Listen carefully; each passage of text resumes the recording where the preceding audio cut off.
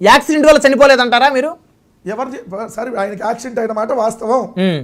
Accident అయిన మాట వాస్తవమే కదా, యాక్సిడెంట్ అయిన మాట వాస్తవమే అన్నారు కదా. అయితే జగన్ గారి వాహనమే ఢీకొందా లేకపోతే వేరే వాహనం ఢీకొందా అని మీ అనుమానం? ఎస్పీ గారు వచ్చి మళ్ళీ రేపు కూడా ప్రెస్ మీట్ పెట్టి రేపు ఇంకోటి చెప్పండి సార్, దాన్నే మనం కన్ఫైన్ అవుదాం.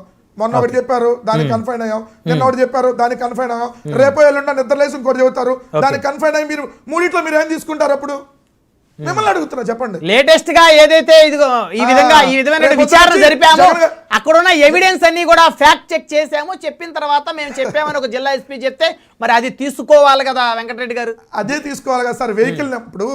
వెహికల్ నెంబర్ తో సహా చెప్పి ఆ వెహికల్ పలానా వాడు అనుచరుడు అని మరీ చెప్పి పలానా వాళ్ళు అనుచరుడు అని చెప్పి దాన్ని తెలుగుదేశం వాళ్ళు ఇదిగో దేవినేని అవినాష్ అనుచరుడు చంపేశాడని చెప్పి ఓ ప్రచారం చేసి మరి దాన్ని ఎస్పీయే కదా చెప్పింది. అది కూడా అంటే మీ ప్రభుత్వంలో పోలీసులు 4 రోజులకు ఒక గేమ్ ఆడతారా? అంటే ఎవరు ఆడిస్తే గేమ్ ఆడేస్తారా వచ్చి?